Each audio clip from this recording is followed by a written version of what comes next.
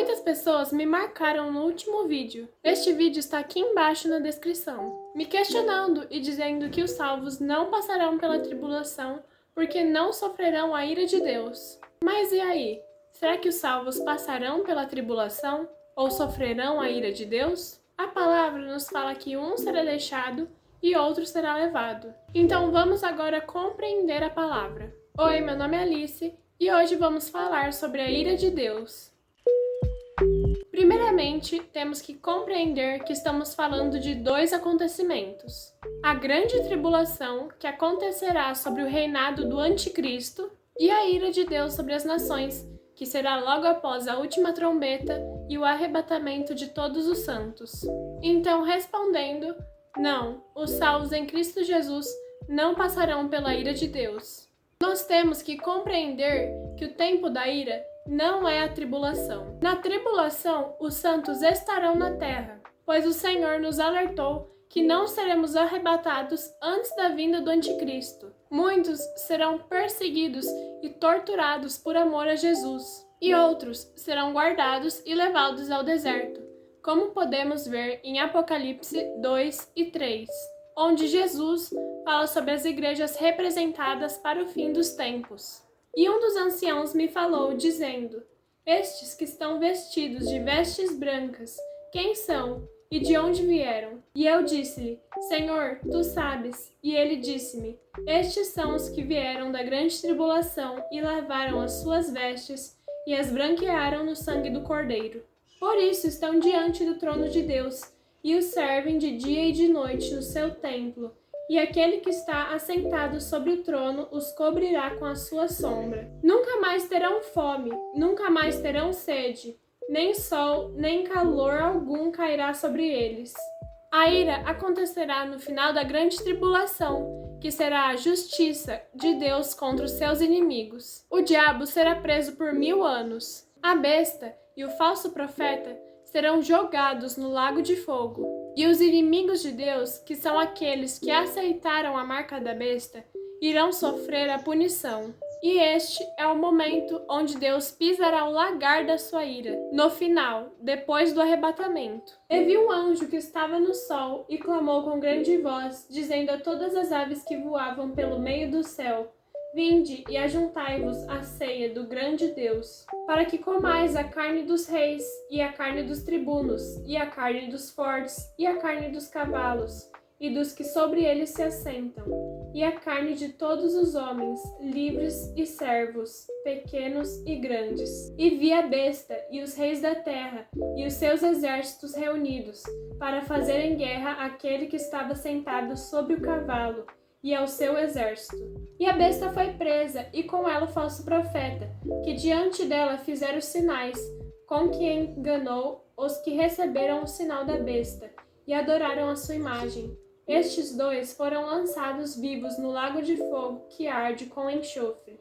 E os demais foram mortos com a espada que saía da boca do que estava sentado sobre o cavalo, e todas as aves se afartaram das suas carnes.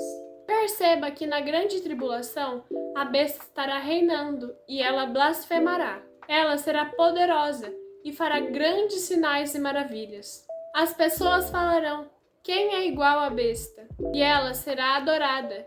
E se possível, pois não é possível, enganaria até os escolhidos, pois será muito convincente. E adoraram um dragão que deu à besta o seu poder, e adoraram a besta, dizendo: quem é semelhante à besta? Quem poderá batalhar contra ela? E foi-lhe dado uma boca para proferir grandes coisas e blasfêmias, e deu-se-lhe poder para agir por 42 meses.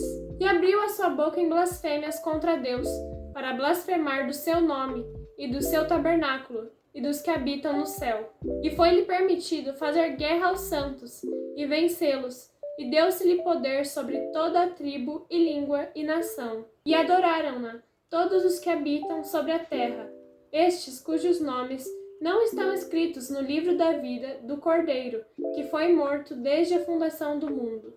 Se alguém tem ouvidos, ouça. Se alguém leva em cativeiro irá. Se alguém matar a espada, necessário é que a espada seja morto. Aqui está a paciência e a fé dos santos. Aqui está a paciência e a fé dos santos. Então quer dizer que terá santos no Apocalipse? E na ira a besta será derrotada e destruída, como vimos em Apocalipse 19:20. E então será revelado o iníquo, a quem o Senhor desfará pelo espírito da sua boca, e aniquilará pelo esplendor da sua vinda. A ira é um momento de punição sobre aqueles que são inimigos de Deus, enquanto na grande tribulação, aqueles que não aceitarem a marca da besta serão mortos e perseguidos. No tempo da ira de Deus, aqueles que aceitaram a marca da besta, nascerá uma ferida dolorosa e estará recebendo a punição de Deus. E ouvi, vinda do templo, uma grande voz que dizia aos 7 anjos: Ide e derramai sobre a terra as 7 taças da ira de Deus. E foi o primeiro, e derramou a sua taça sobre a terra, e fez uma chaga má e maligna nos homens que tinham o sinal da besta e adoravam a sua imagem. Na tribulação, a igreja estará na terra.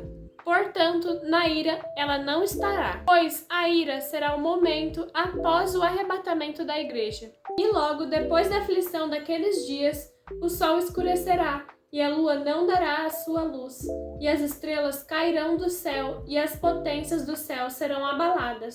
Então aparecerá no céu o sinal do Filho do Homem, e todas as tribos da terra se lamentarão e verão o Filho do Homem vindo sobre as nuvens do céu, com poder e grande glória. E ele enviará os seus anjos com rijo clamor de trombeta, os quais ajuntarão os seus escolhidos desde os 4 ventos, de uma à outra extremidade dos céus.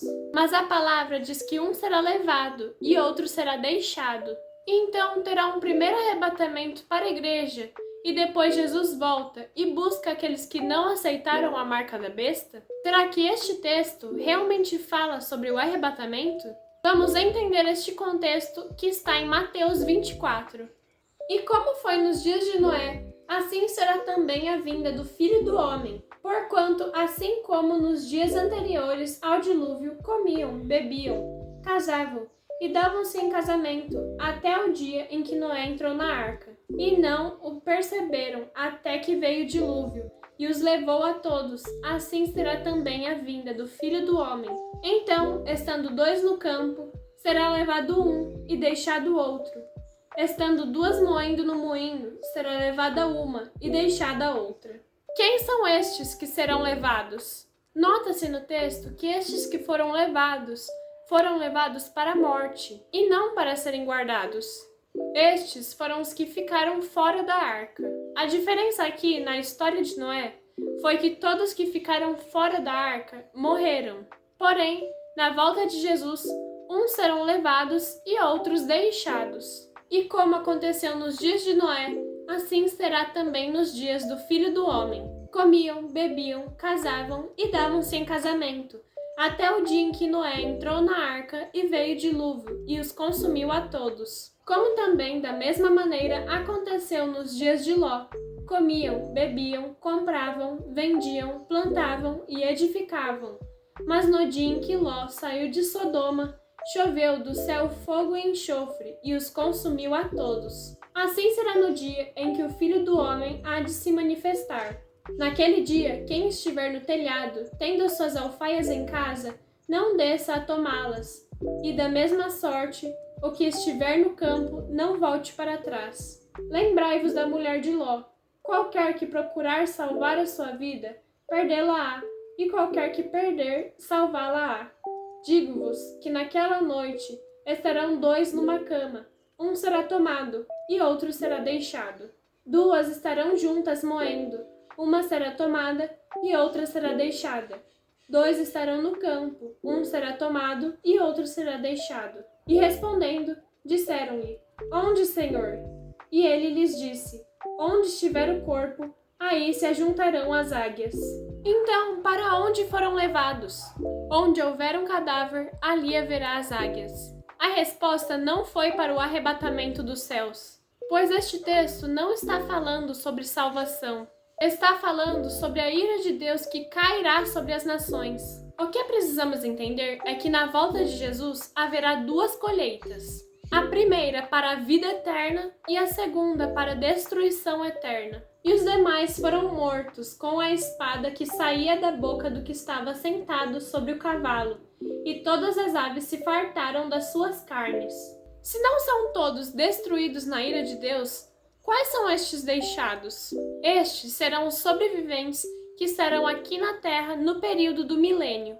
E na cidade não necessita de sol, nem de lua, para que nela resplandeçam, porque a glória de Deus a tem iluminado, e o Cordeiro é a sua lâmpada. E as nações dos salvos andarão à sua luz, e os reis da terra trarão para ela a sua glória e honra. E acabando-se os 1000 anos, Satanás será solto da sua prisão, e sairá a enganar as nações que estão sobre os 4 cantos da terra, Gog e Magog, cujo número é como a areia do mar, para as ajuntar em batalha. E subiram a largura da terra, e cercaram o arraial dos santos, e a cidade amada. E de Deus desceu fogo do céu, e os devorou. E o diabo que os enganava foi lançado no lago de fogo e enxofre, onde estão a besta e o falso profeta, e de dia e de noite serão atormentados para todo sempre. E há de ser que todo aquele que invocar o nome do Senhor será salvo, porque no Monte Sião e em Jerusalém haverá livramento, assim como disse o Senhor, e entre os sobreviventes aquele que o Senhor chama. Serão pessoas comuns, com corpo mortal, que viverão com o Senhor no milênio. Nós que fomos arrebatados e salvos, teremos um corpo espiritual. Viveremos com o Senhor na Nova Jerusalém e ajudaremos o Senhor no governo milenar. E então haverá aqueles que serão mortos, pois aceitarão a marca da besta, e aqueles que ficarão vivos para viver no milênio com Jesus e a sua igreja. E para o nosso Deus nos fizeste reis e sacerdotes, e reinaremos sobre a terra. E acontecerá nos últimos dias que se firmará o monte da casa do Senhor no cume dos montes, e se elevará por cima dos outeiros, e correrão a ele todas as nações. E irão muitos povos e dirão: Vinde, subamos ao monte do Senhor, à casa do Deus de Jacó, para que nos ensine aos seus caminhos, e andemos nas suas veredas, porque de Sião sairá a lei, e de Jerusalém a palavra do Senhor. E ele julgará entre as nações, e repreenderá a muitos povos, e estes converterão as suas espadas em enxadões, e as suas lanças em foices. Uma nação não levantará espada contra outra nação, nem aprenderão mais a guerrear. Então foi isso, espero que tenham compreendido a palavra. Se você gostou desse vídeo, se inscreva para mais conteúdos como este. Compartilhe esse vídeo para que ele chegue a mais pessoas. E deixe seu like, pois quando você faz isso, o YouTube envia esse vídeo para mais pessoas, me ajudando a espalhar o Evangelho. Aqui é onde você, adolescente, aprende e compreende mais da palavra do Senhor. Tenha um dia abençoado. Tchau!